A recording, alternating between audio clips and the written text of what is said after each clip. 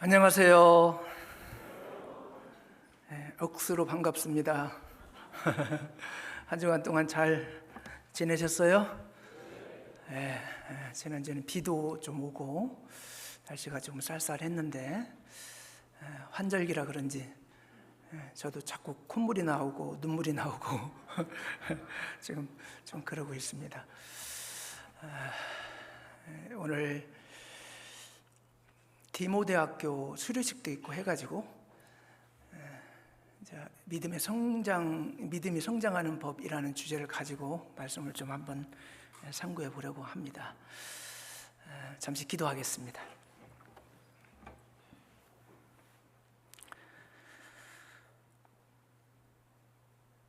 은혜와 사랑이 풍성하신 자비로우신 아버지 하나님, 아무 소망 없이 육신만을 위해서 살아가던 불쌍한 저희 인생들을 주님께서 불쌍히 여겨 고귀한 십자가의 보혈의 피로 우리를 구원해 주시고 영원한 천국에 들어갈 수 있도록 주님의 자녀 삼아 주셨습니다. 그 크신 은혜와 사랑을 인하여 감사를 드립니다. 주님 오실 날이 가까워진 마지막 때에 우리가 주님의 자녀로서, 의인으로서 남은 생애를 살 수 있도록 허락하신 것은 큰 축복이라고 생각을 합니다. 우리가 구원을 받았지만 아직도 연약한 육신에 쌓여 있기에 실수하고 또 하나님을 근심시키는 삶을 살고 있음도 고백합니다. 늘 하나님께서 말씀과 지혜와 성령의 능력으로 우리 연약한 마음 붙잡아 주셔서 승리하는 삶을 살아갈 수 있도록 도와주시기를 원합니다. 오늘 또 주일을 맞이해서 사랑하는 청주교회 성도님들 말씀 앞에 모였습니다. 이 시간 우리에게 교훈이 되는 말씀으로 우리의 마음을 뜨겁게 해주시고 또 들은 말씀 행함으로 실천하는 삶을 살아갈 수 있도록 인도해 주시기를 원합니다. 그리고 내일부터 오전 집회가 진행이 됩니다. 이번에 많은 분들이 전도되고 또 말씀을 듣기로 약속을 하셨습니다. 한 번도 빠짐없이 다 참석하셔서 말씀을 듣는 가운데 구원을 받을 수 있도록 도와주시고 또 전에 구원을 받으신 분들도 재차 말씀을 듣는 가운데 더욱더 구원의 확증을 얻는 그런 귀한 시간 될 수 있도록 인도하여 주옵소서. 또 말씀을 대언하시는 김성태 목사님 더욱 지혜와 능력 허락해 주셔서 하나님 말씀 지혜롭게 담대히 증거할 수 있도록 주님 도와주시기를 간절히 원합니다. 오늘 여러 사정으로 인하여 참석하지 못하신 분들 계십니다. 육신의 지병으로 인하여 치유 가운데 계신 분들 하루속히 쾌차하실 수 있도록 도와주시고 또 마음의 시험을 받아 믿음의 연약함으로 교제 가운데 멀어져 계신 분들 첫사랑 회복하고 교제 가운데 나올 수 있도록 말씀을 공급해 주시고 그 마음을 인도해 주시기를 원합니다. 오늘 모든 말씀의 시종 주 성령님께서 인도해 주시기를 간절히 원하면서 예수님 이름으로 감사하며 기도하였습니다. 아멘. 에베소서 4장입니다. 에베소서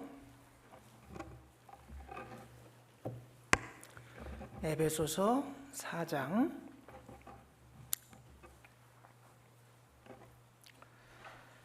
15절 16절 에베소서 4장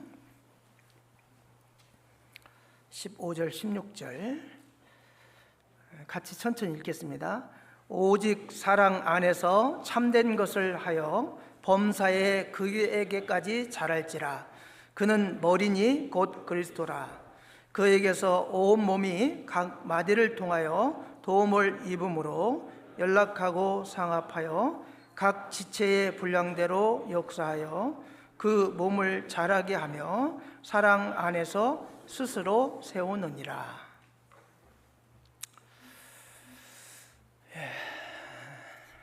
오늘은 믿음이 성장하는 법이라는 주제로 말씀을 좀 상고해 보려고 합니다. 우리가 이제 구원을 받고 주님을 닮아가는 성화되는 삶 가운데 성장되지 않으면 침체가 됩니다. 개인적으로도 좀 잘 생각을 해보시면 앞으로 나가지 않으면 넘어지는 자전거처럼 신앙생활은 앞으로 조금씩이라도 나가는 삶, 진보되고 또 자라가는 삶이 아니잖아요. 그냥 그 자리에서 서 있으려고 하잖아요. 넘어지는 게 신앙생활입니다. 그래서 우리가 말씀을 배우고 주 안에서 교제하고 하는 가운데 우리가 주님 안에서 구원받은 성도로서 이렇게 이제 자라가는 그 과정, 이 과정이 아주 중요합니다. 신앙생활을 잘 하시는 분들 보면 한 해 한 해가 달라집니다.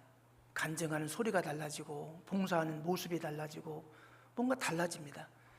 근데 이제 오랜 시간이 지났는데도 달라지지 않는 분들을 보면 이제 믿음이 성장하지 않는 겁니다. 그러니까 변화가 없고 이제 그러는 거거든요. 사람은 태어나서 시간이 지나면은 늙습니다.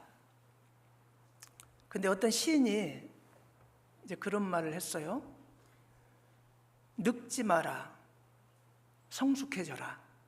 이제 그런 말을 했어요. 참 멋진 말이라고 저는 생각을 하고 늘 기억하고 있습니다. 늙지 마라. 그건 나이가 자꾸 들어가고 늙는 것은 막을 수가 없고 늙잖아요. 그런데 연세가 들면 들수록 성숙해진다면 그건 늙는 것이 아닙니다. 성숙해지는 것입니다. 그 성숙하다는 것은요, 늙는다는 것은 퇴보되고 어떻게 보면 하락하는 것을 의미하는 거지만 성숙된다는 것은 보다 더 충실해지고 또 열매가 맺힌다는 의미가 이제 그 안에 담겨져 있습니다. 매실 엑기스를 담았습니다. 근데 시간이 지날수록 썩는다. 그건 잘못된 거죠. 근데 매실 엑기스를 잘 담잖아요. 그럼 시간이 지나면 지날수록요 보약이 됩니다. 1년 된 것보다 2년 된 것이, 2년 된 것보다 3년 된 것이 더 그 안에 유해균들도 많이 생기고 더 몸에 좋아진다고 하더라고요. 그러니까 그냥 무조건 시간이 지나니까 부패되고 썩는 것은 그냥 늙는 거잖아요. 근데 지날수록 더 숙성이 더 깊이 돼가지고 뭐 이런 뭐 양주나 이런 것도 20년, 30년 된 것보다 100년, 200년 된 양주가 더 값이 나가고 귀하게 취급을 받잖아요. 그것처럼 우리가 신앙생활 하는 중에 이게 연수가 더 가고 이제 신앙의 그 기간이 많이 신앙생활하는 시간이 많아지면 질수록 이제 퇴보되는 신앙이 아니라 자라감으로 말미암아 성숙되고 열매 맺는 그런 삶이 되어야 합니다. 그 노사연이 부른 바람이라는 바램인가요? 바램이라는 그 가사에서 제가 옛날에 참 이 가사 너무 시적이고 좋다 하는 그 가사 내용이 하나 있어요. 아마 그 좀 연세가 있으신 분들은 그 노래 기억하면 아실 겁니다. 거기 보면은 우린 늙어가는 것이 아니라 그다음 뭐죠? 조금씩 익어가는 겁니다. 참 제가 그 처음 가사 보고요, 야 이게 너무 마음에 와닿는다. 성경 말씀처럼 와닿는다. 그런 생각을 한 적이 있습니다. 우리는 늙어가는 것이 아니라 조금씩 익어가는 겁니다. 얼마나 좋아요. 그렇잖아요? 우리가 구원받고 나서 신앙 연수가 많아지면 많아질수록 더 충실하게 익어가서 아주 탐스러운 열매가 될 수 있다면 그것은 하나님께 큰 영광이 되지 않을까, 그런 생각이 듭니다. 우리가 신앙생활을 하는 가운데 신앙의 연수가 많아졌는데 이제 자라가는 과정 가운데 성숙해지지 않잖아요. 그러면 이제 고집만 가득해지고 열매는 없습니다. 그리고 타인을 판단하는 마음만 자꾸 생기고, 그런 마음들이 자꾸 생긴다는 것은 내가 지금 성숙되는 게 아니고 낡아지고 있는 것이 아닐까, 내가 신앙이 진보되고 자라는 것이 아니라 퇴보되고 있지 않는가 한번 돌아볼 필요가 있습니다. 벼가 익으면 머리를 숙이고 겸손해지듯이 마찬가지거든요. 우리가 신앙 연수가 더하면 더할수록 성장하고 성숙하고 자라가야 됩니다. 자라가지 않으면 뒤로 퇴보가 될 수가 있습니다. 사도 바울은 오늘 본문 말씀을 통해서 신앙의 성숙과 성장을 강조하고 있습니다. 믿음이 성장하기 위해서는 오늘 본문의 말씀을 통해서 좀 몇 가지를 좀 생각을 해보면, 첫 번째는 에베소 4장 15절 한번 보면요, 오직 사랑 안에서 참된 것을 하여 범사에 그에게까지 자랄지라. 그는 머리니 곧 그리스도라. 오직 사랑 안에서 참된 것을 하여 그랬어요. 믿음이 자라기 위한 첫 번째 비결은 사랑 안에서 참된 것을 하여, 이 말씀에서 사랑 안에서 참된 것을 할 때 믿음이 성장될 수 있다는 것을 우리가 생각해 볼 수가 있습니다.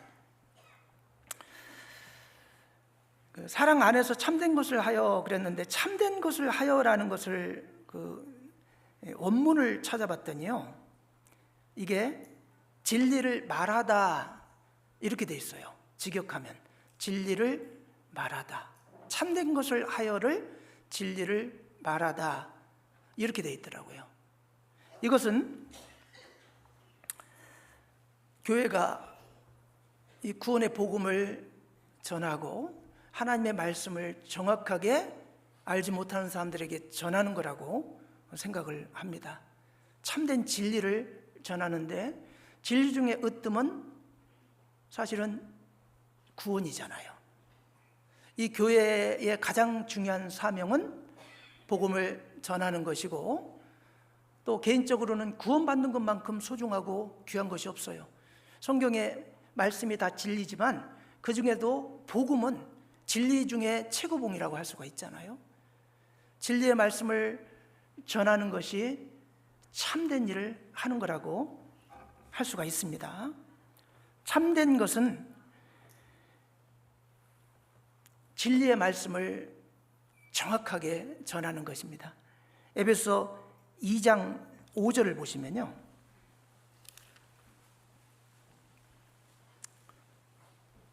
허물로 죽은 우리를 그리스도와 함께 살리셨고 너희가 은혜로 구원을 얻은 것이라. 4절을 보면 긍휼에 풍성하신 하나님이 우리를 사랑하신 그 큰 사랑을 인하여 허물로 죽은 우리를 그리스도와 함께 살리셨다. 그리고 그 구원은 은혜로 구원을 얻은 것이라. 주님께서 우리에게 베풀으신 은혜의 구원, 이 은혜의 이 구원을 얻을 수 있는 이 복음의 말씀을 사람들에게 전하는 것, 이건 참된 것입니다. 참된 것 중에 가장 중요한 참된 것이라고 할 수가 있습니다. 믿음이 성장하기 위해서는요, 이 복음을 전하는 자가 되어야 됩니다. 여러분 가만히 생각해 보셔요. 어떤 한 영혼을 건지기 위해서 기도하고 또 전도 집회에 인도하고 그렇게 했을 때 하고, 전도를 하지 않았을 때 하고, 어떤 때 믿음이 성장되는데 한번 생각해 보면 쉽게 알 수가 있습니다. 신앙생활 잘하시고 모범된 삶을 사는 분들의 특징은 전도 잘하십니다. 그리고 어떻게 해서건 본인이 전도하려고도 노력하지만 전도하는 곳이 있다고 하면 기억하고 기도하고 또 본인이 함께 하려고 노력하고, 이제 그런 분들 보면요, 신앙이 자꾸 가면 갈수록 성숙되고 신앙이 자랍니다. 그래서 복음을 전하라, 전도해라 라고 이야기하는 것은요, 이 믿음이 좀 자라가라 하는 거하고 똑같은 말이라고 할 수가 있어요. 여러분 좀 신앙에 침체가 돼 있습니까? 전도해 보세요. 전도하면요, 전도하는 사람 때문에 본인이 성경도 보게 되고 또 모험된 생활을 하려고 하게 되고, 또 평소에 그냥 쉽게 상처되는 말 했던 그 입도요, 한번 생각하고 말을 하게 됩니다. 왜? 내가 전도한 분이 이 모습을 보고 본받으면 안 되니까. 그 애를 낳기 전에 여자하고 애를 낳은 후에 어머니가 된 여자 전혀 다르잖아요. 그죠? 애를 키우면서 애에게 모범되게 어떻게 하면 애를 잘 키울까라는 생각으로 온통 쌓여 있습니다. 처녀일 때는 뭐 자기만 생각하고 자기만 좋으면 되고 이제 그랬잖아요. 그러니까 뭐 술도 먹고 이렇게 해도 그냥 내가 좋으면 되지. 근데 이제 애 낳고 나면요, 뭐 술 먹고 담배 피고 그러면 애한테 영향이 간다 그래가지고 이제 그런 것들을 조심하거든요. 왜? 애를 위해서 그러잖아요. 그러니까 우리가 전도를 해보면요, 전도한 분을 위해서 본인이 조심하는 것 많고 또 하나님 말씀대로 순종하고 살려고 노력을 하게 됩니다. 그러는 과정 가운데 신앙이 이제 자라가게 되는 겁니다. 그리고 이제 사랑 안에서 참된 것을 하여 그랬는데, 난해주에 이제 난해주가 없는 성경도 많이 있긴 한데요, 참된 것을 하여, 이게 난해주 3번입니다. 3번을 보면 혹 참된 생활을 하여 이렇게 돼 있어요. 참된 것을 한다는 건요, 두 번째로 생각해 보면 참된 생활을 하는 거죠. 참된 생활을 한다는 게 뭐죠? 하나님 말씀에 순종하고 주님의 뜻에 합당한 삶을 살아가는 거잖아요. 이게 참된 것이에요. 참된 생활을 우리가 구원받고 나서 하면 신앙은 무조건 성장하게 돼 있습니다. 하나님 말씀을 부지런히 읽고 순종하고 또 읽은 말씀대로 행하고 살아가려고 노력하는데 믿음이 성장이 안 될 수가 없죠. 그리고 말씀에 순종하는 사람의 특징은요, 하나님의 뜻을 잘 헤아리기 때문에 하나님이 기뻐하는 것, 기뻐하지 않는 것을 분별합니다. 막 눈치 없이요, 이제 상사가 싫어하는 일만 자꾸 하는 그 사람이 있다면요, 그 진급하기 어려울 거요. 근데 눈치가 빨라. 상사가 좋아하는 게 뭔지를 잘 알아. 사장님이 좋아하는 거 잘 알아. 그래갖고 사장님이 좋아하는 걸 막 항상 보면은 아주 그냥 사장님이 좋아하는 거 딱 마음에 드는 걸 잘해. 그럼 어떨까요? 사장님 기쁘죠. 사장님이 이렇게 하면 사장님이 좋아하고 기뻐한다. 그래갖고 그걸 열심히 하잖아요. 그럼 금방 진급해가지고 막 이사 되고 막 부사장 되고 그럴걸요. 막 눈치 없이 막 사장 싫어하는 일만 맨날 하고 다녀. 그러면 어떻게 될까요? 그 진급도 못 해요. 아마 얼마 안 가서 이제 정리해고되지 않을까, 그런 생각이 듭니다. 우리가 주님 말씀에 순종하고 산다는 건요, 주님의 뜻을 잘 알고 주님이 기뻐하는 일을 하는 거예요. 그래서 항상 주님을 기쁘시게 하자 그러는데, 우리의 어떻게 보면 평생 목적이요, 주님을 기쁘시게 하는 거예요. 나를 구원하신 그 어마어마한 값을 주고 천하와도 바꿀 수 없는 그 값을 주고 생명을 주고 우리를 구원하신 하나님을 어떻게 하면 기쁘게 할고, 어떻게 하면 하나님이 기뻐하실고, 이런 생각에 쌓여있는 분이라면 분명히 아마 신앙이 성장할 겁니다.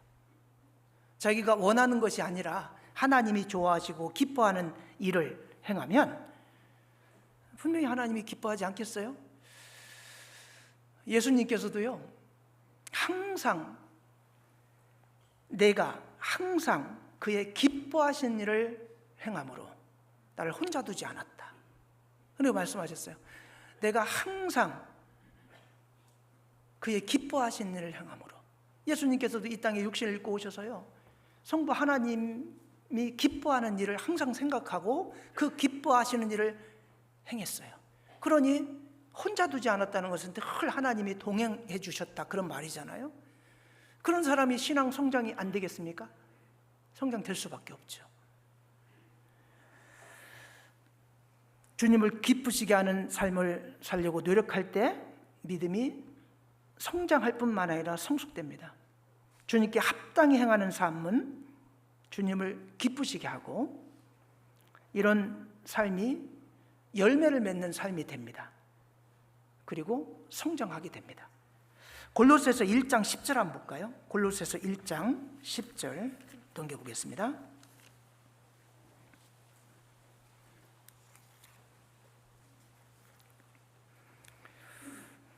골로새서 1장 10절 같이 읽겠습니다. 주께 합당히 행하여 범사에 기쁘시게 하고 모든 선한 일에 열매를 맺게 하시며 하나님을 아는 것에 자라게 하시고. 주께 합당히 행하여, 이렇게 말씀하셨어요. 주님의 뜻에 합당히 행한다. 이것은 하나님을 기쁘시게 하는 일이라고 할 수 있죠. 하나님의 뜻에 합당한 생활을 하는 거잖아요.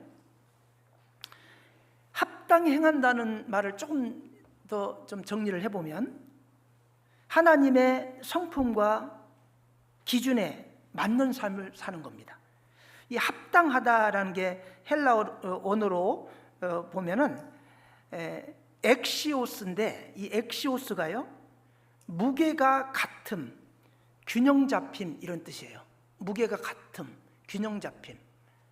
이게 이제 합당한 거예요. 하나님께서 예수님을 통해서 예수님의 목숨을 주고 우리를 구원하셨어요.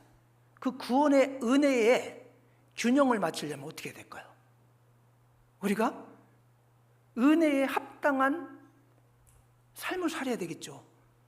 그렇잖아요? 주님께서 나에게 어마어마한 은혜를 주셨는데 그 은혜에 합당한 삶을 사는 것, 이것이 합당하게 행하는 삶이라고 할 수가 있습니다. 그래서 주님께서 나에게 베풀어 주신 은혜의 무게를 생각한다면, 내가 온 생애를 바치고 내 목숨까지 준다고 해도 이거 갚을 수 없는 은혜를 받은 거잖아요. 그러니까 주님께서 베풀어 주신 그 은혜가 너무 큰데, 그 너무 큰 은혜에 합당하게 살려고 노력을 한다는 건 정말 보통 어려운 게 아닙니다. 주님의 은혜가 너무 크기 때문에요, 그 은혜에 내가 조금이라도 보답하는 삶을 살아야 되겠다라고 노력하는 분이 신앙 성장 안 되겠습니까? 구원의 은혜와 걸맞는 삶을 살아가는 그런 분들이 주님께 합당한 생활을 하는 분이라고 할 수가 있습니다. 그리고 앞에서도 말씀드렸지만 하나님을 기쁘시게 한다 그랬는데, 기쁘시게 하는 일을 행한다는 것 여러 가지가 있죠. 서로 사랑하라 했으니까 사랑도 하고, 겸손하고, 순종하고, 또 정직하고, 또 혐의가 있는 사람을 용서하고, 이 하나님이 원하시는 성품과 행실에 걸맞는 그런 삶이잖아요. 누군가를 혐의가 있는데 용서했다, 그 하나님이 기뻐하실 거 아니에요. 그리고 선한 쪽을 택했다. 선과 악이 있을 때 분별해가지고 선한 쪽, 하나님이 원하시는 쪽으로 내가 선택을 했다. 이것도 하나님을 기쁘시게 하는 삶이고요. 내가 엄청난 욕망이 있는데요, 그 욕망을 절제했어요. 하나님의 뜻에 맞지 않아서 세상 욕심, 막 돈 욕심도 있고 여러 가지 욕심이 있을 거 아니에요? 근데 이제 그 욕심을 내가 절제했어요. 더 욕심내면 내가 신앙생활을 못하겠다.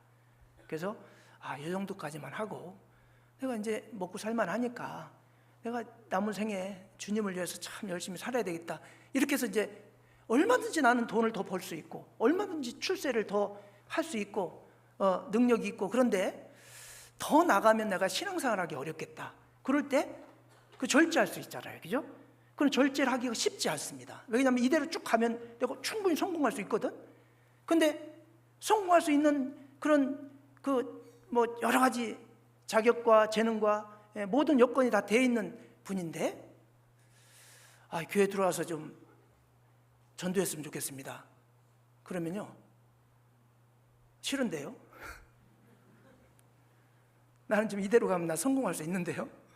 잘 먹고 잘 살 수 있는데요? 거절한다면 어떨까요? 근데 분명히 이대로 가면 이분은 세상에서 얼마든지 성공해서 잘 살 수 있어요. 근데 정말 복음을 전하는 일이 더 귀해요. 그래서 교회 들어와서 복음을 전했으면 좋겠습니다. 그러면요, 알겠습니다. 그리고 욕망을 딱 접습니다. 절제합니다. 그리고 교회 들어오잖아요. 이제 그러니까 그런 분들을 통해서 또 복음을 전하게 역사하시고 그렇게 하시잖아요. 자기 육신적인 욕망은 얼마든지 많아요. 그렇지만 그 욕망을 절제하고 주님 일에 어떤 주님을 위해 사는데 더 욕심을 내면 나는 주님을 떠날 수도 있고 신앙생활 하는데 제약이 되겠다 싶으면 그게 본인의 한계예요. 그 한계를 넘어서 하려고 하면요, 이제 신앙생활 못합니다. 그렇잖아요? 체력이 그렇게 좋지 않는데 2잡, 3잡 해요. 그럼 어떻게 될까요? 이제 체력도 고갈나고 신앙생활은 물론 못하죠. 그러다가 이제 오늘 갑자기 쓰러져 죽었어. 그럼 그게 뭔 의미가 있어요? 그렇잖아요? 난 체력이 엄청나게 좋아. 그래가지고 포잡을 해도 괜찮아. 그러면서 나는 신앙생활 잘할 수 있어. 그렇다면 하라 이거예요. 근데 그게 안 되잖아요. 아무리 체력이 좋아도 2개, 3개를 같이 한다는 게 어렵잖아요. 그러면은 거기서 내가 어떤 여러 가지 빚도 있고 그래서 일을 열심히 하지 않으면 안 되는 환경이라면 이제 체력의 한계를 넘지 않는 범위 안에서, 그리고 신앙생활 하는데 그 제약이 되지 않는 범위 안에서 한동안이라도 그걸 내가 감당할 수 있다면 신앙을 포기하고 주님을 위해서 사는 삶을 포기하고 그것만 올인해서 하면 되겠다. 그러면은 절제해야죠. 그렇잖아요? 근데 그걸 다 하면서도 내가 신앙생활은 충실히 할 수 있겠다. 그런다면 그 범위까지는 할 수 있겠잖아요. 그러니까 세상 욕망을 절제한다는 거, 그것도 자기 능력이 없어서 할 수 없는데 절제할 수는 없잖아요. 능력이 얼마든지 있어. 자기가 열심히만 하면은 성공할 수 있고 돈도 벌 수 있고 다 할 수 있어. 근데 신앙생활은 못해. 그다음에 거기서 절제한다는 게 쉽습니까? 근데 그거 절제하잖아요. 그걸 보면 하나님이 기뻐하시겠죠. 얼마 안 가서 이제 주님 만나야 되는데 몇십 년 더 돈 벌어서 떵떵거리고 살려고 하나님 버리고 신앙 버리고 다 버리고 그러다가 20-30년 이렇게 떵떵거리고 살다가 죽는다면 그거 무슨 의미가 있겠어요? 근데 정말 구원받고 이렇게 신실하게 살아가는, 하나님을 기쁘시게 하는 삶을 사는 분들 보면요, 자기 욕망을, 육신적인 욕망을 절제합니다. 그거 보면 하나님 기뻐하시지 않겠습니까? 그리고 자기 뜻보다는 하나님의 뜻을 더 우선시하고 그걸 존중하는 삶. 어떤 사람이 자기보다는 상대방을 존중하는 의미로 말을 한다든가 행동을 한다든가 그런다면 그분 참 귀중히 여기지 않겠습니까? 근데 항상 이렇게 만나서 하다 보면 자기 욕심만 챙기고 그냥 상대방을 이용하려고 하고 그러면요, 더 이상 저 사람하고 친구했다가는 안 되겠다, 그렇게 생각하지 않겠어요? 우리가 하나님을 대할 때도 자기가 우선이 아니라 하나님의 뜻이 우선된 그런 삶을 사는 것이 합당한 생활이에요. 이게 복음에 합당한 생활이라고 할 수가 있습니다. 그래서 사람은 아무리 이렇게 뭐 자제해도요, 자기가 우선인 거예요. 그러니까 이기적으로 원래 태어났어요. 그래가지고 일단 자기부터 생각하는 게 인간의 어떤 속성이기 때문에요, 하나님 우선으로 딱 먼저 생각한다는 게 쉽지가 않아요.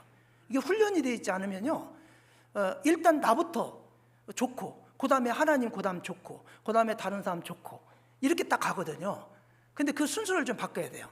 일단 하나님 좋고, 그 다음에 나 좋고, 그 다음에 다른 사람 좋고, 이렇게 순서를 한번 바꿔봐요. 그러면은 정말 그렇게 살면요, 믿음이 성장합니다. 예수님께서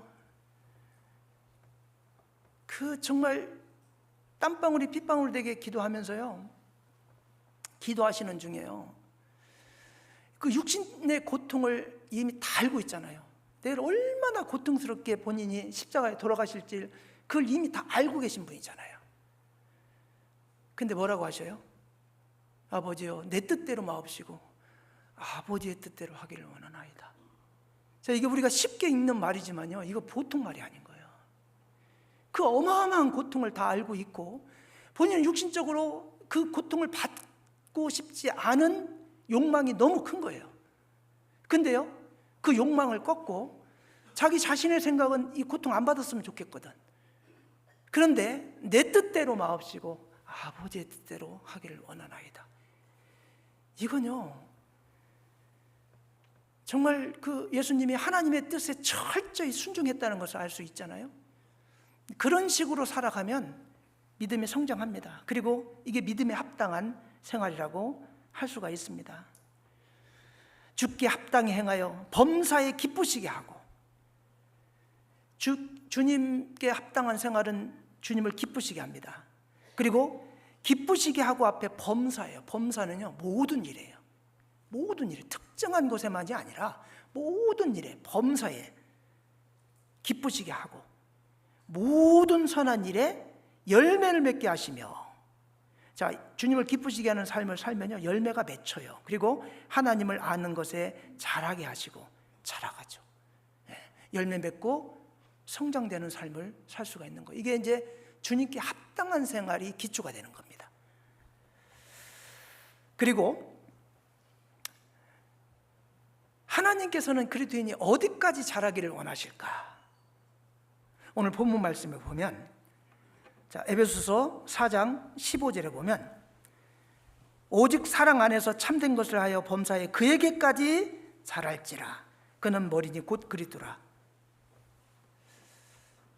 하나님은 우리를 구원하시고 우리가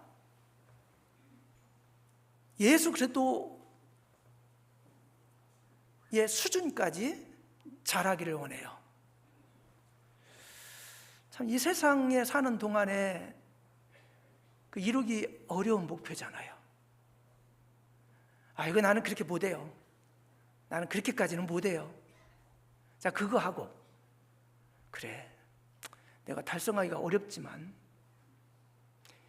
하나님이 나를 구원하셨을 때 내가 자라기를 원하는 목표는 그리스도까지, 그리스도의 인품, 그리스도의 어떤 살아온 모습까지 내가 자라기를 원하시는구나. 내가 한번 최선을 다해서 그렇게 살아봐야지. 그거하고 이거 천지 차이거든요. 그죠? 처음부터 나는 그거 못해. 어떤 분요, 어떤 이렇게 좀 부탁을 하면요, 나 못하겠는데요? 이렇게 하시는 분이 있고, 잘 못하지만 한번 해보겠습니다, 이렇게 하는 분하고, 여러분 어때요? 전자와 후자. 예? 여러분의 마음을 시원케 하는 분이 어떤 분이에요? 나 못하겠는데요? 이렇게 하는 분이에요. 아, 내가 좀 능력도 없고 하지만 하는 데까지 한번 해보겠습니다. 내가 최선을 다해보겠습니다. 그러면요, 능력 주시는 거예요. 우리는요, 구원받고 나서요, 우리 힘으로 사는 게 아니에요. 하나님 도우심 없이요, 우리가 주님 일을 할 수 있다고 생각하셔요? 내가 하려고 하면요, 하나님이 능력 주시는 거예요. 힘을 주시는 거예요. 근데 나는 못해요? 그러면요, 그 사람을 이용하지 않아요. 사용하지 않아요. 그냥 그 사람을 통해서 아무 일이 일어나지 않아요. 우리가 목표를요 달성하기 어렵다고 해도 우리가 성화의 끝은 그리스도까지 가는 거다. 이게 이제 신앙적인 욕심이 있어야 되는 거예요. 그랬을 때 신앙이 자라요.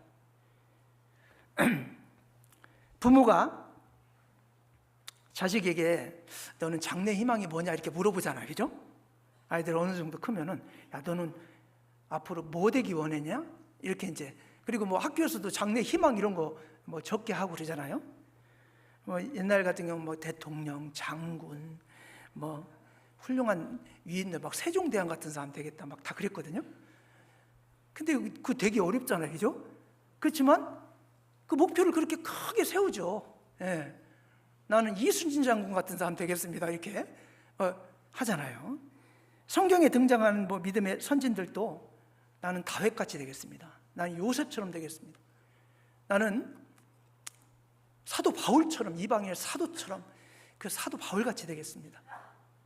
이렇게 하고 그럼 이제 사도 바울처럼 내가 되고자 목표를 세웠다면 사도 바울은 어떤 삶을 살았는지 막 사도 바울에 대해서 막 연구하고 책도 사서 보고 막 성경도 읽고 사도 바울이 어떻게 복음을 전했는지 이렇게 연구를 하다 보면요 사도 바울만큼 되지 않는다고 해도요 그 근처까지 갈 수 있는 거예요.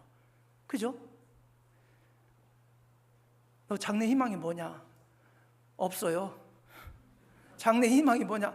엄마 되는 거예요. 옛날에 우리 애들이 그랬어요. 너무 속상해가지고 좀 좋은 걸 좀 이렇게 되기를 원해야 되는데 엄마 되는 게 희망이래. 그래가지고 야 엄마는 자동으로 되는 거고 그거 말고 없어요. 그래. 욕심이 없어가지고. 그럼 이제 속상하죠 부모는. 그죠? 안 될 망정 나 대통령 될래요 막 영부인 될래요 막 이렇게 하면 어때요? 이제 목표가 이루지 못할 목표라고 해도 야 그래 그렇게 큰 목표를 잡아야 돼. 그래야 이제 더 열심히 공부도 하고 열심히 살고 그래서 훌륭한 사람 되는 거야 이렇게 되는 건데 없어요. 엄마 되는 거예요. 이렇게 하면 속상하죠. 그렇잖아요? 내 입을 넓게 열라 내가 채우리라. 넓게 열어야 채워요. 여러분 새들 막 제비 막 뭐 엄마 오면 막 엄마 아빠 오면 막 이제 막 입을 크게 벌리잖아요.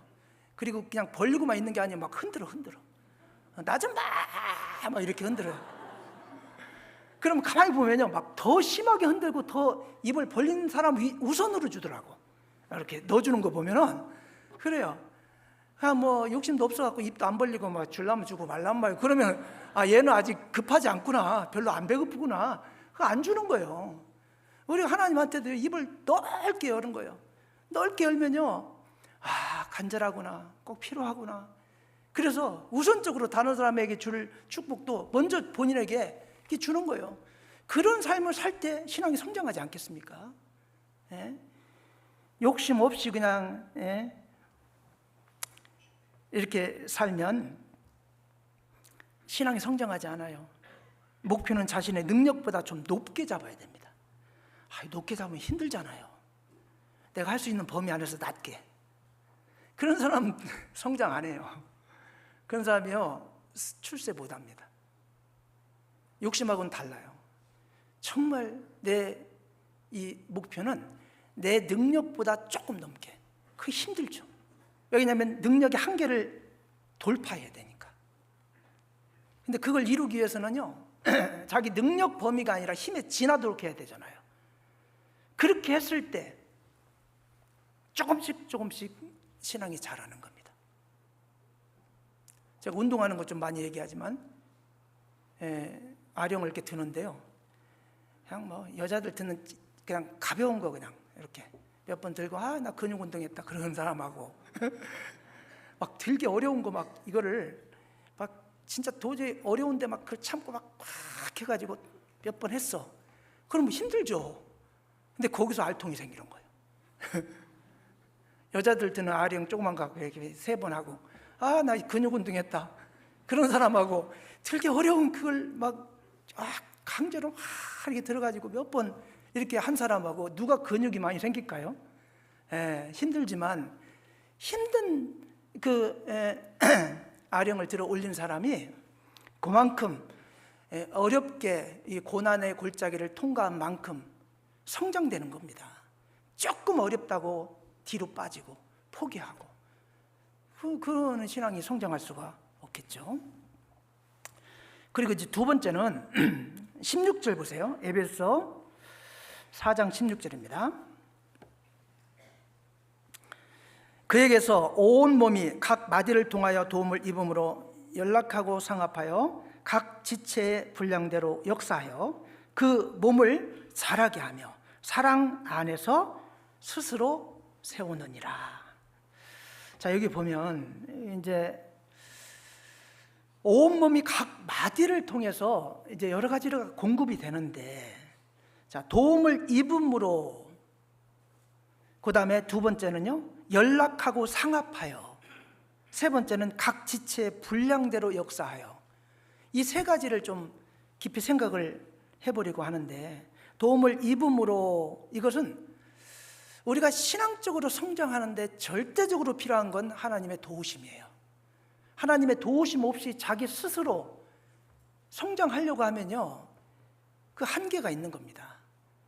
하나님의 도우심을 덧입어야 됩니다. 그게 성장하는 비결 중에 비결입니다.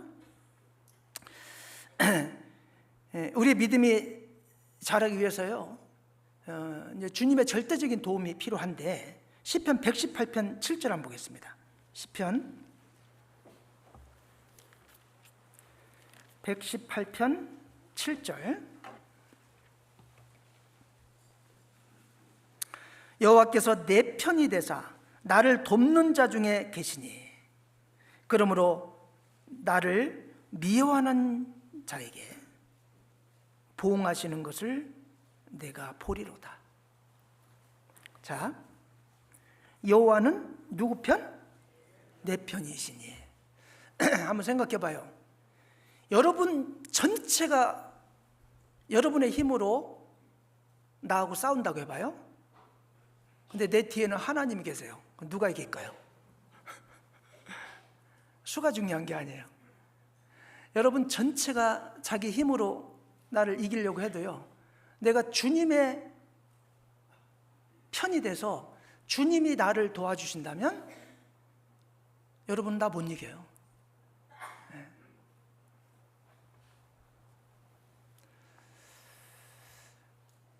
이스라엘 역사 가운데 이스라엘 승리한 역사를 보면 그 배후에 하나님이 있다는 걸 우리가 알 수가 있잖아요.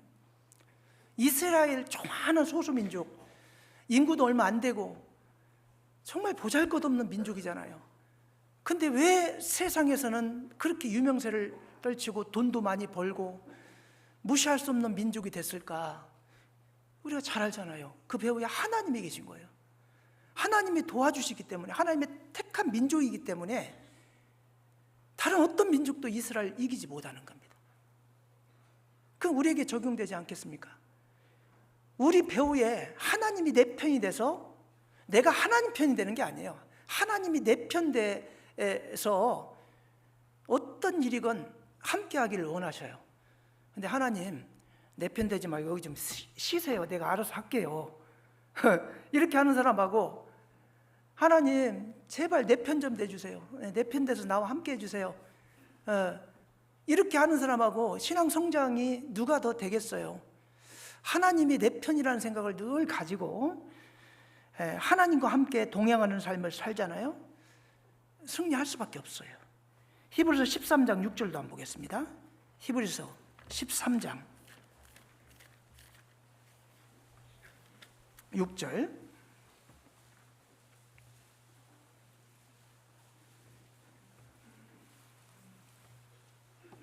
그러므로 우리가 담대히 가로되 주는 나를 돕는 자시니 내가 무서워 아니하겠노라. 사람이 내게 어찌하리요 하노라. 그렇습니다. 주는 나를 돕는 자시니 주님께서 나를 돕는 자로 계셔요. 보혜사가 뭡니까? 보혜사가 이 돕는 자라는 의미예요. 보혜사 성령님께서 지금 우리를 구원받은 성도들을 배후에서 항상 원하시면 원하면 주님 나 좀 도와주세요 하면 도와주려고 대기하고 있는 거예요. 내 편이셔요. 근데 하나님을 내 편으로 생각을 안 해. 자기 힘만 가지고 뭘 하려고 하니까 모든 일이 다 어렵고 힘들고 그렇게 되는 거예요. 하나님의 도우심을 내가 입는 것은요, 지혜로운 분이에요. 우리 구원받은 사람에게 최고의 혜택이 뭡니까? 주님의 도우심을 덧입을 수 있는 거예요. 기도로, 또 말씀을 읽는 가운데 말씀으로 주님의 도우심을 얼마든지 우리가 덧입을 수 있잖아요. 근데 그 주님께서 도와주기를 그렇게 원하는데 주님을 자기 편으로 생각을 안 해. 그러니까 항상 두렵고 항상 뭐 하려면 한계가 있고 안 되고, 내가 할 수 없는 그 일을 주님이 내 편 되시면 그 한계를 넘을 수 있고, 무슨 일이건 능치 못할 일이 없다, 이런 생각을 한다면 정말 담대한 마음이 생기지 않겠습니까? 도움을 입음으로 그랬는데, 온 몸에 자양분을 공급하는 이 그리스도로부터 서로요, 우리 구원받은 모든 성도들은요 연결이 돼 있어요. 그래서 주님의 도우심을 서로 받아야 됩니다. 나는 별로 받기를 원치 않는데요, 나와 연결되어 있는 형제 자매들이 받고 있어요. 그러면 나한테 바로 오지는 않겠지만 그 한 몸이니까, 우리 교회가 한 몸이잖아요. 그래서 이제 나는 별로 기도하지 않았어요. 이번 오전 집회를 위해서 별로 기도하지 않았어요. 근데 많은 다른 형제 자매들이 오전 집회를 위해 기도했어요. 근데 구원 엄청 많이 받았네. 그건 뭐냐면요, 나는 별로 기도하지 않았는데 나와 연결된 한 몸 된 형제 자매들이 기도한 기도 효과가요, 나한테 바로 오지 않아도요 결국에 그 연결되어 있으니까 타고 나한테도 영향이 있고 나도 혜택을 받는 거예요. 근데 이제 직접적으로 본인이 개입해서 막 기도하고 참여하고 봉사하고, 그분이 상급이 훨씬 더 크겠죠. 우리는요 아무리 떼려고 해도 연결되어 있어요. 가을에 아무리 잘라도 다시 연결되고, 잘라도 연결되고. 구원을 받았다는 것은 우리는 한 몸인 거예요. 어쩔 수 없이 연결된 거예요. 전 세계에 구원받은 모든 형제 자매들은 한 몸이에요. 그래서 한국의 교회가 조금 침체됐다고 해도 정말 막 다른 필리핀이나 다른 아프리카나 이런 데서 폭발적으로 복음이 전해진다면 그건 우리 교회의 영광이고 나의 영광이 되잖아요. 그죠? 연결되어 있기 때문에 그래요. 그걸 아셔야 돼요. 그래서 주님의 도우심을 우리가 덧입는 삶, 이건 너무 중요합니다. 신앙적인 성장은요, 머리 대신 주님을 붙잡고 주님께서 공급하시는 그 영양분을 항상 받아 먹을 때 신앙이 성장합니다. 골로새서 2장 19절에 보면 온 몸이 머리로 말미암아 마디와 힘줄로 공급함을 얻고 연합하여 하나님이 자라게 하심으로 자라느니라. 온 몸이 하나로 연결되어 있는데 머리가 주님이셔요. 머리 대신 주님이 공급하시는 그 자양분을 우리 몸은 이제 받을 수 있는 거잖아요.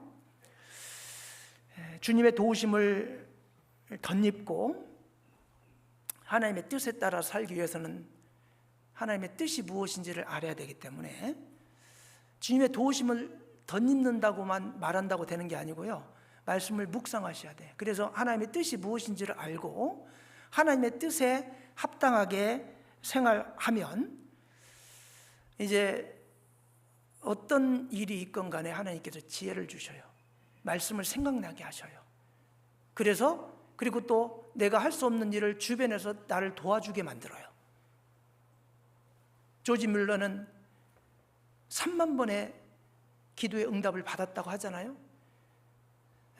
본인이 할 수 없는 일을 하나님께 기도하잖아요. 하나님이 다른 사람이 도와줄 수 있도록 연결을 해줘요. 그게 이제 주님의 도우심을 덧입는 거예요. 그 신앙이 성장하는데 아주 중요한 역할을 하는 겁니다. 도움을 입음으로, 그 다음에 연락하고 상합하여 그랬어요. 자, 연락하고 상합한다는 게 뭐예요? 연합이에요. 연합. 합력이에요. 합력. 연락하고 이 원어를 보면요, 함께 짜 맞추다, 함께 밀접하게 결합하다, 서로 연합되는 거잖아요. 연락된다는 건 연합되어 있다는 거예요. 그리고 상합하여, 신바비조 이 원어인데요, 결합하다, 논증하다, 이 합력하는 게 합력. 그러니까 우리가 구원받으면 다 연합이 돼서 연결되어 있는데요, 연결되어 있는 사람이라면 주님을 위한 일, 복음 전하는 일, 봉사하는 일, 모든 일에 합력을 해야 돼요. 연합된 모든 형제 자매가요, 합심해서 합력하잖아요.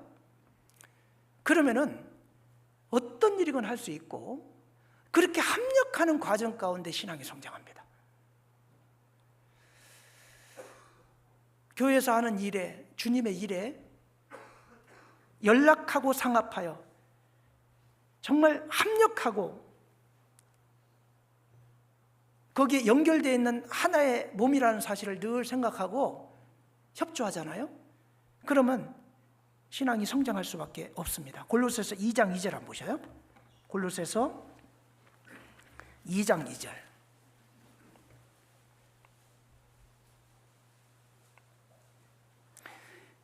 골로새서 2장 2절. 이는 저희로 마음의 위안을 받고 사랑 안에서 연합하여 원만한 이해의 모든 부에 이르러 하나님의 비밀인 그리스도를 깨닫게 하려 함이라.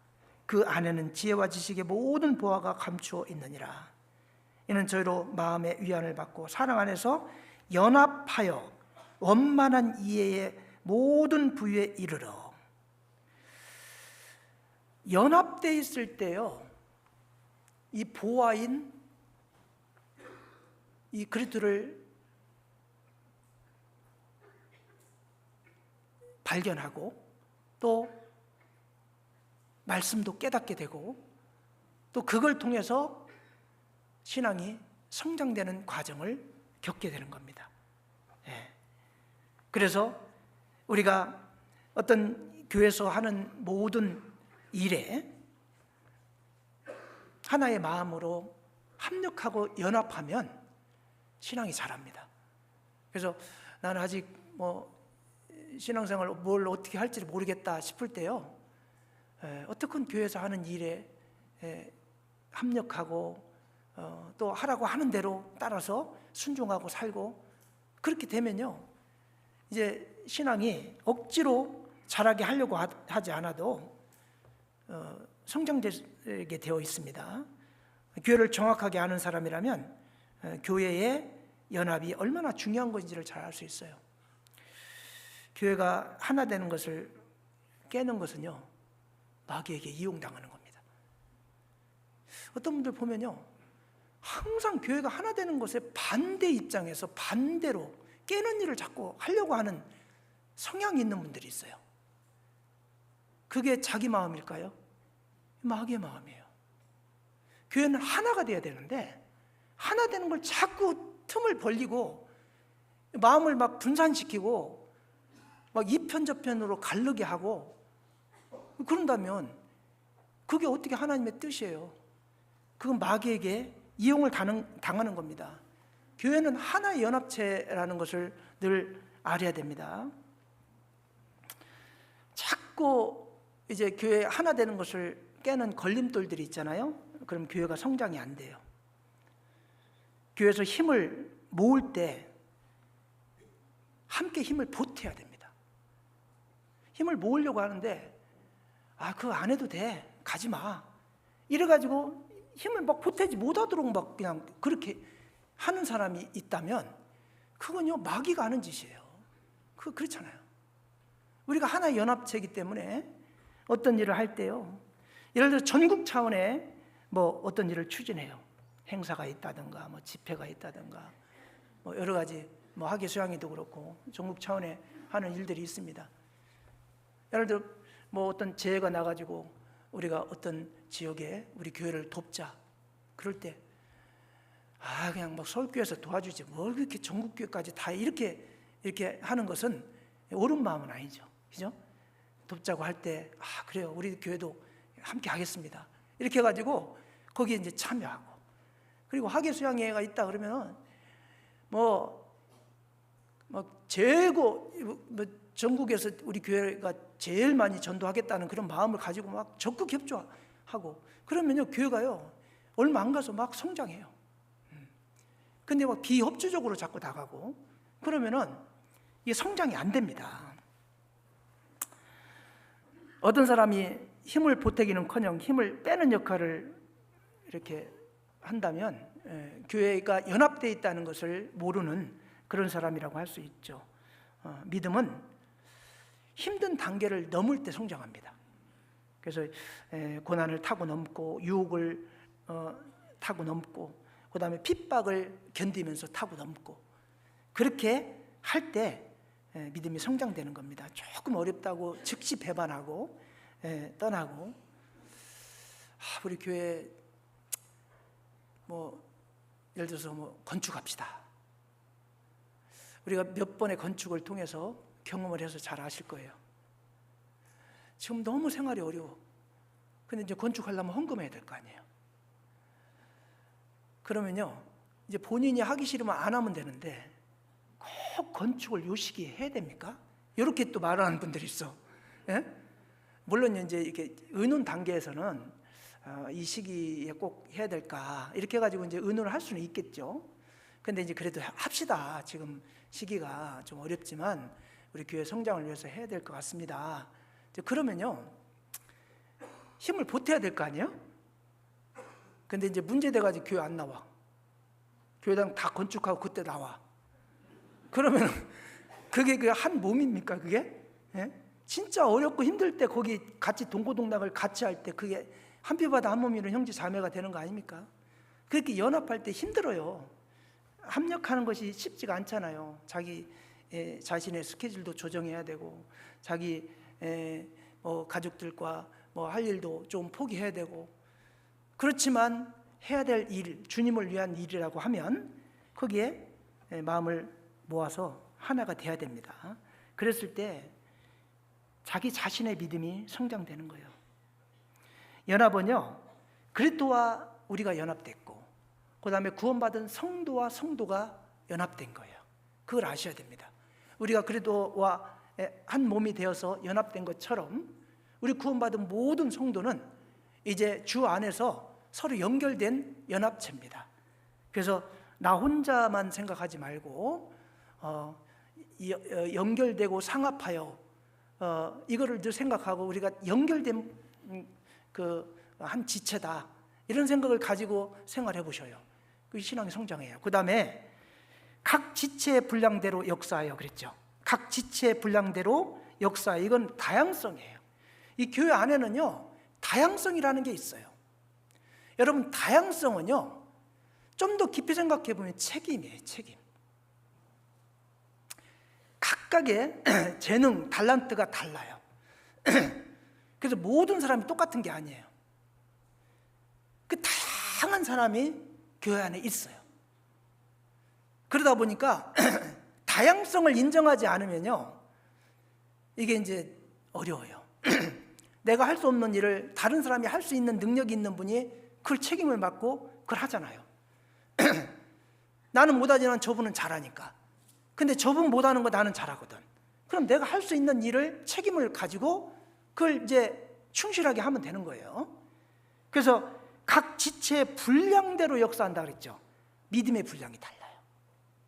주님 안에서 구원받은 한 지체지만 하나님 주신 달란트와 재능이 달라요. 그 다양성을 인정하셔야 됩니다. 이 다양성을 인정을 못하면요 다 자기 생각에 맞추려고 해요. 그러니까 자기 생각에 맞지 않으면 무조건 그거는 적으로 돌린다면 그건 아니죠. 왜냐하면 다 다양하기 때문에 다양성이 있기 때문에 내 생각과 다를 수도 있고 또 내가 하자고 한 일을 좋아할 수도 있지만 싫어할 수도 있고 그걸 생각해야 돼요. 교회 안에는 정말 다양한 분들이 연령도 다양하고 성별도 남녀라는 구분이 있고 그리고 뭐 학력 수준이나 뭐 여러 가지 사회적 환경도 다 달라요. 이렇게 다양한 분들이 우리 교회 안에 하나의 몸으로 연합되어 있어요. 그 안에는 다양성이 있는 거잖아요. 각 구원받은 분이 있는가 하면 10년, 20년, 30년 신앙생활한 신앙의 원로도 있어요. 그죠? 이게 다양하잖아요. 교회 안에 이런 다양성이 있다는 걸 인정하셔야 됩니다. 이 다양성은 또 책임감을 갖게 하기도 해요. 그래서 그 로마서 12장 3절에 보면 내게 주신 은혜로 말미암아 너희 중에 각 사람으로 말미암아 마땅히 생각할 그 이상의 생각을 품지 말고 오직 하나님께서 각 사람에게 나눠주신 믿음의 분량대로 지혜롭게 생각하라. 각 사람에게 나눠주신 믿음의 분량이 있어요. 그 자기 믿음의 분량을 넘으려고 하면 이제 이렇게 이제 다툼이 될 수도 있어요. 그래서 이제 그 믿음의 분량에 맞게끔 이렇게 하고 이제 믿음의 분량이 더 이제 신앙생활 하면서 더 성장이 되고 높아지면 그 믿음의 분량에 맞게끔 또 책임감 있게끔 또 생활하겠죠.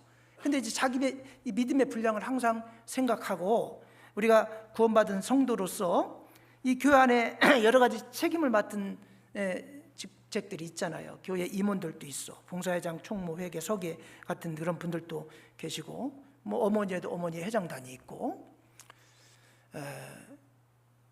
그 책임을 맡았다는 건요 그만큼 무거운 짐을 진 분들이에요. 그렇기 때문에 그 짐을 감당해야 될 거 아니에요. 그럼 어떻게 할까요? 하나님이 믿음의 분량을 그 짐을 질 수 있도록요 더 지혜를 주셔요. 그 직분을 맡기 전하고 그 후가요 달라요. 생각하는 것도 다르고 책임감도 달라요. 왜? 내가 책임을 맡았다고 생각하기 때문에요. 다른 사람 다 안 나와도요 직분 맡은 사람은 교회 나와서 봉사하고 그렇게 하잖아요. 왜 그럴까요? 직분 안 맡았으면 나오지도 않을 뿐인데 직책 맡았으니까 책임을 다해야 될 거 아니에요. 그리고 능력이 부족하면 하나님이 능력 주셔요. 그리고 우선 그 능력이 될 만한 분을 또 그렇게 책임을 주죠. 그리고 능력이 책임을 줬는데 부족하면요 하나님이 그 직분을 할 수 있도록 책임을 줘요. 그래서 이 교회 안에 보이지 않는 그런 질서들을 존중하고 지키고 그 믿음의 분량에 맞게끔 사는 것은 신앙 성장이 아주 중요한 겁니다. 뭐 자기가 뭔데 자꾸 나한테 뭐 이거 해라 저거 해라 해 이렇게 말하면 안 돼요. 그만큼 직분을 맡고 책임을 맡았기 때문에 그걸 이제 그 어떤 행사를 하거나 그러면 그걸 행사를 인도해야 될 거 아니에요. 그러기 위해서는 그 직분에 맞게끔 또 말도 하고 행동도 해요. 그러면 본인은 직분 안 맡았는데 왜 뭐 봉사회장이면 다야? 뭐 이렇게 생각하는 것은 옳은 것이 아니죠. 그렇잖아요. 책임에 걸맞게끔 믿음의 분량대로. 전도인은 그 전도인에게 역사하는 분량이 달라요. 다 같은 구원받은 형제 자매지만 더 책임감이 생겨버려요. 그래가지고 성경도 더 봐야 되고 기도도 더 해야 될 것 같고 그러니까 항상 마음속에 나는 이제 말씀을 전하는 전도인이라 그런 생각이 있다 보니까요 이제 더 노력을 하게 되고 이제 부족하지만 그걸 수행할 수 있도록 능력 달라고 기도하게 되고 근데 그렇게 하지 않는 사람하고 그렇게 이제 능력 달라고 기도하는 사람하고 누가 더 능력이 있을까요? 이게 믿음의 분량이 달라지는 거예요. 그게 직분을 맡은 자, 직분을 맡지 않은 자 역사하는 분량이 달라져요. 그래서 교회 안에는 다양성이 있는데요 하나님께서는 너희는 더 큰 은사를 사모하라 그랬잖아요. 더 큰 은사를 사모하면 더욱 힘들죠. 근데 힘들지만 이제 믿음의 분량이 분명히 달라집니다. 그래서 교회 안에 여러 가지 다양한 봉사의 직분도 있고 그리고 이제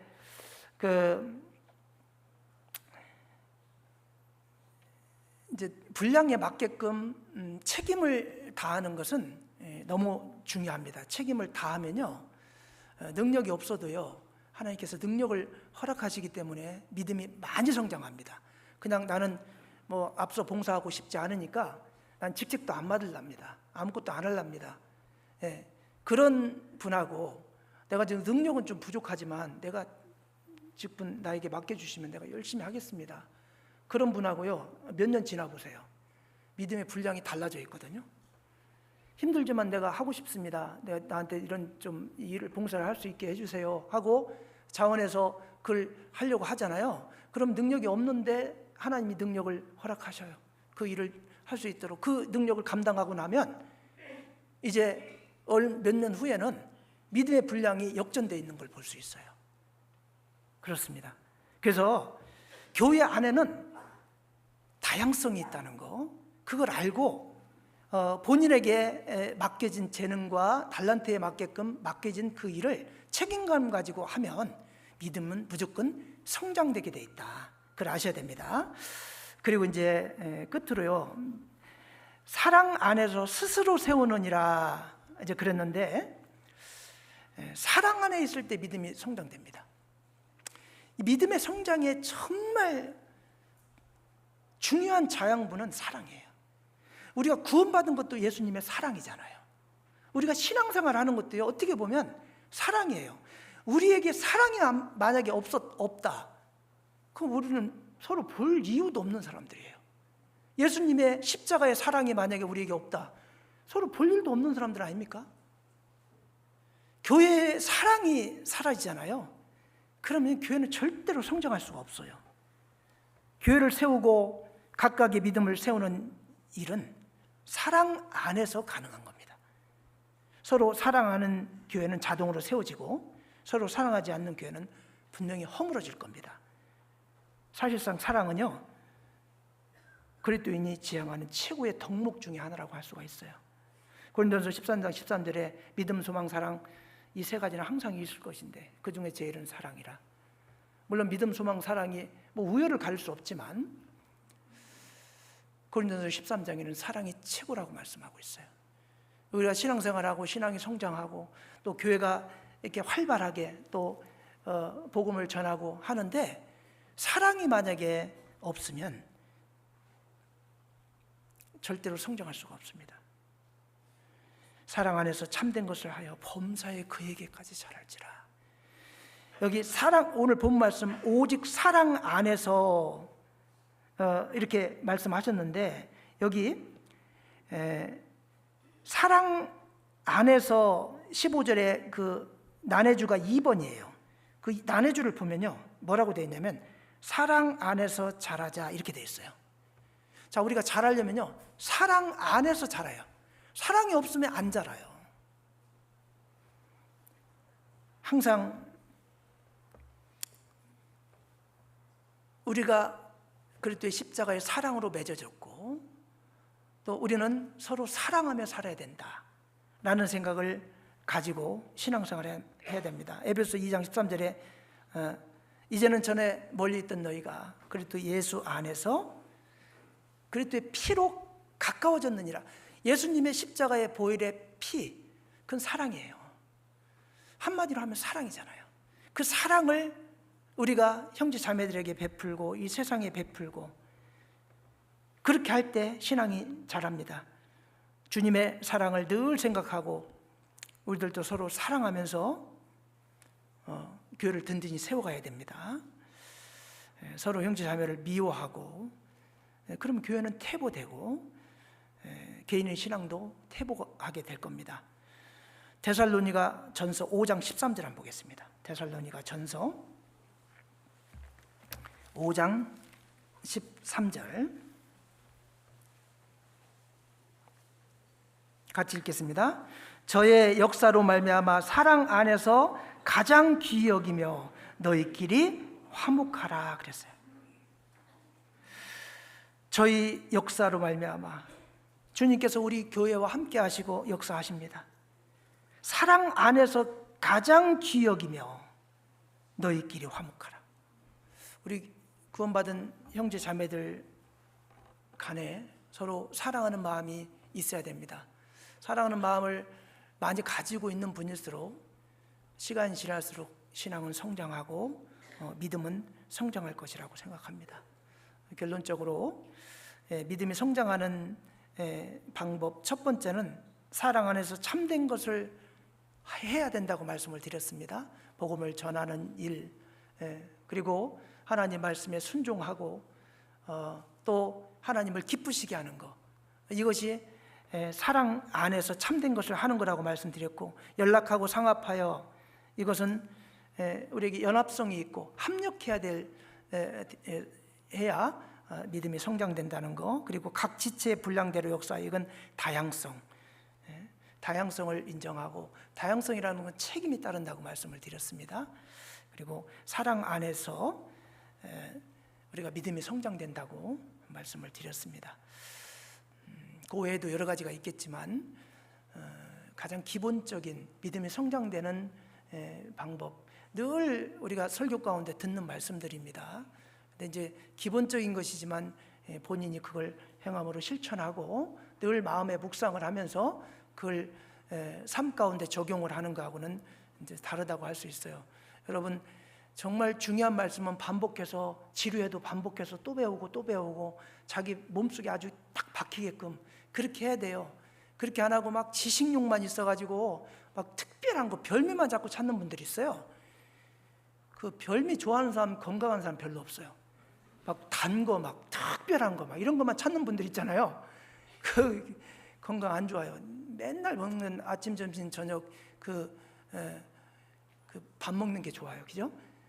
그런 것들, 이렇게 우리가 신앙생활 하면서요, 말씀을 많이 아는 것도 중요한데, 아는 말씀, 정말 반드시 알아야 될 말씀을 마음에 간직하고 그걸 마음의 그 신앙의 신조로 삼아서 그 실천하고 사는 삶, 그런 것들이 중요합니다. 그리고 이왕에 구원받았으니까 성장하셔야 돼. 성숙돼야 돼요. 그냥 그 자리에 있으려고 하지 마시고요, 욕심을 가지고 내가 이왕이 신앙생활 하는 거 다른 형제 자매보다 내가 더 열심히 전도하고 더 열심히 봉사하고, 그래서 하나님 앞에 갔을 때 내가 상급을 많이 쌓아야 되겠다, 그런 욕심을 가지고 살면 신앙이 성장돼요. 그래서 먼저 된 자가 나중되고 나중된 자가 먼저 된다는 그 말씀처럼요, 역전시킬 수 있는 그런 게 있는 겁니다. 그래서 좀 더 신앙적으로는 좀 욕심을 가지고 이렇게 좀 선의의 경쟁을 통해서 좀 앞으로 진보되는 그런 삶을 사셨으면 좋겠습니다. 오늘 뭐 또 이후에 행사가 있어서요, 오늘 말씀 여기까지 드리고 기도하겠습니다. 우리를 사랑하시는 자비로우신 우리 아버지 하나님, 오늘 믿음이 성장되는 방법에 대해서 몇 가지 생각해 보았습니다. 우리가 구원을 받았지만 아직도 주님 앞에 연약한 어린아이 같은 믿음과 신앙을 갖고 있음을 고백합니다. 주님이 든든히 생각하고 믿고 맡길 수 있는 성장된 믿음을 가질 수 있도록 인도해 주시고, 지금은 연약하지만 믿음이 무럭무럭 자라서 주님의 몸된 교회 가운데 귀중히 여김을 받고 귀히 쓰임받는 지체가 될 수 있도록 주님께서 역사해 주시기를 간절히 원합니다. 예수님 이름으로 감사하며 기도하였습니다. 아멘.